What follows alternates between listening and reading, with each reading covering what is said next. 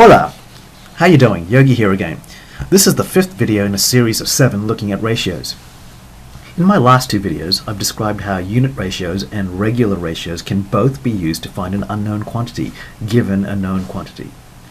In this video, we will explore another special ratio called a scale ratio.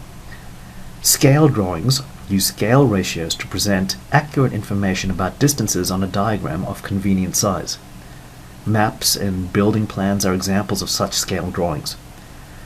Scale drawings always contain a scale ratio where the first number in the ratio represents a distance on the diagram or map, while the second number in the ratio represents how many times bigger the distance is in real life.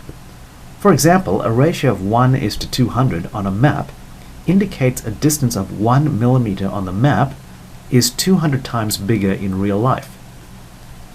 This second number is called the scale factor.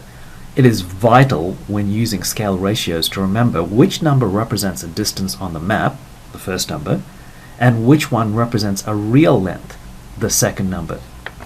Let's see how we can determine and use scale ratios by going through a couple of examples. If you were given a diagram and told that a distance of 2 millimeters on the diagram represents 1 meter of real length, how would you write this as a scale ratio? The point to start at is to realize that in a scale ratio you always start with the diagram length first and then compare that to the real length. So in our question we're told that the diagram length is 2 millimeters and that represents 1 meter in real life. There is a problem though at the moment. Recall from previous videos that when we write a ratio we want to make sure that the units are similar in size. Right now we have millimeters and meters. We need to convert these so that they are both the same size.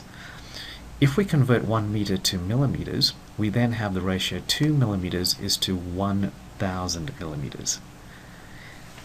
You might notice that there's a common factor that can divide both into 2 and 1,000. This highest common factor can be divided into both those numbers to give us a new ratio, an equivalent ratio of 1:500, which is 1:500 is in its simplest form. We can now say that the scale ratio for this diagram is 1:500, and furthermore, we say that the scale factor is 500. In this second example, we're going to see how a scale factor can be used to help us answer a question. In this particular question, the scale ratio of 1:200 shows us that the scale factor is 200. As in RAT003, there are 2 ways that could be used to work out the answer. The scale factor can be used, or an algebraic method could be used. Let's look at both of these methods. Try and choose a method you prefer. Using the scale factor method first, we will start as we've done previously by writing the ratio using words to make sure that the numbers we put after that are in the right order. In a scale diagram, we know that the diagram length comes first in the scale ratio, followed by the real length. From the question, that means that we should write 1:200. If the real length of the tower is 200 times bigger than the diagram height of the tower, then dividing the actual height of the tower, 70 meters in this case, by the scale factor of 200 will give us the diagram height of the tower. To put this down mathematically, we say that the diagram height of the tower is equal to 70 meters divided by 200. Notice that we don't put any units with the 200. So 70 meters divided by 200 gives us 0.35 meters, or in other words, if we convert that to millimeters, 350 millimeters. So the height of the tower on the diagram on a smaller piece of paper is 350 millimeters. Now it is a bit tricky to know when to divide by the scale factor, as we've done in this particular example, and when to multiply.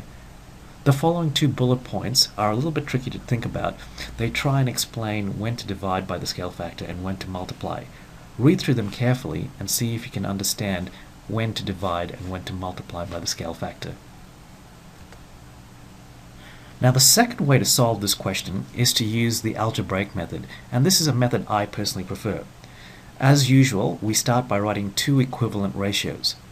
The ratio of the diagram tower height to the actual tower height will be equivalent to the scale ratio given to us on our map or diagram.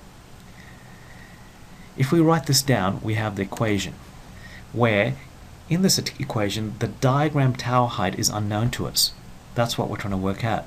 As usual, when we don't know a number, we give it a symbol. In this case, we could call it h.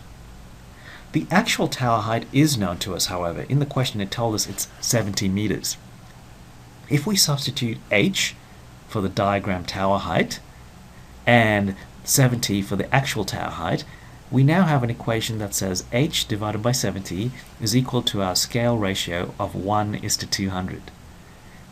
If we multiply both sides by 70, we will get h by itself, which is what we want in algebra. In this case, h will equal 70 times 1/200, which is 0.35 meters, which again, if we convert to millimeters, is 350 millimeters. So once more, we find that the diagram tower height is 350 millimeters. If you have carefully viewed the videos of RAT003 and RAT004, you would have noticed that the algebraic method used in both of those videos is the same as used in this video. The scale factor method can be used, but it's tricky sometimes to know when to divide by the scale factor and when to multiply by it. I would highly recommend using the algebraic method, but you have to be comfortable with the method that you decide to use. The best way to decide is to try and practice a few problems and see which one feels more comfortable after some time. I'll leave that to you. In the next video, RAT006, we're going to look at one of the most interesting uses of ratios, sharing an amount in a given ratio.